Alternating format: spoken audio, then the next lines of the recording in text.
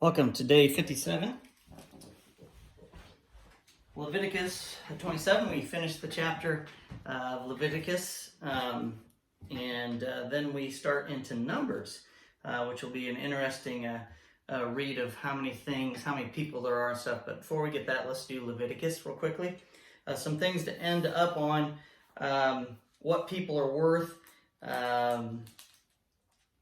instructions for people of Israel, if anyone is making a special vow to dedicate someone, not necessarily what the person's worth, but the dedication of the price of that. And that's the key you got to get with all this. Is like, well, how much is it really worth? Well, all depends, but silver is pretty expensive. And it just says that in verse 3, here's the scale of values to be used. A man between the ages of 20 and 60 is valued at 50 shekels. And if you go to see what Judas betrayed Jesus for, it was 30 shekels. Well, because they didn't like Jesus, it was like a slave, so they didn't even care.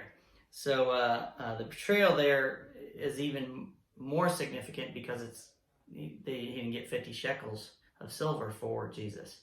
So something to think about. And then it goes on and talks about the other things, what other things are worth.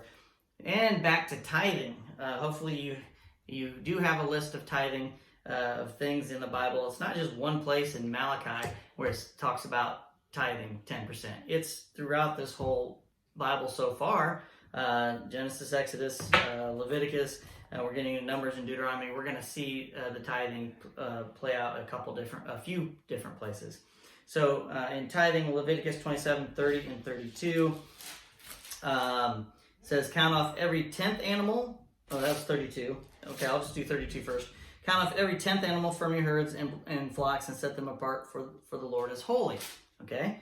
And then verse 30, 1/10 of the produce of the land, whether grain from the fields or fruit from the trees, belongs to the Lord and must be set apart for him as holy. To him as holy. It's extremely important that we understand it's the first of your fruits, the first of what you get, not the end. Not the end. We've talked about that before. And here we have a specific verse talking about 1/10. What you can give is what it really boils down to. But God at this point is saying 1/10. Okay. Then we get into Numbers. So before we hit Numbers, Leviticus, it's the law. The thing that was given to the Israelites. The law. And not just the Israelites. The foreigners living among them as well. So it wasn't just by blood.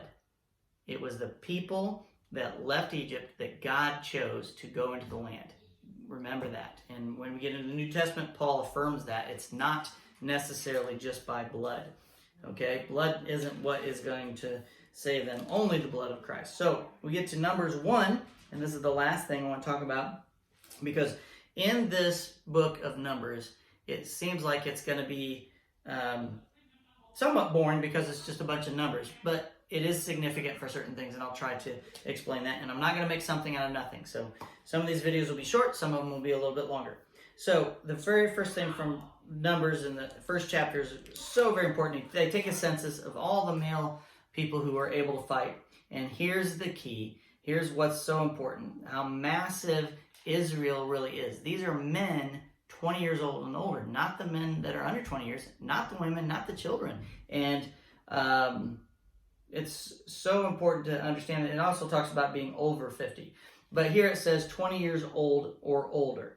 There were 603,550. So hopefully you made a special note of that. That should tell you, we talked about this before, there's probably well over 1 million of the Israelites that left Egypt. And some had died in Egypt as well. So important part to understand the massive amount of people that left Egypt. So that is how we're beginning Numbers. We get into chapter 2 and it kind of repeats part of that, but I'll talk about that tomorrow. So that's your day 57. I'll see you tomorrow.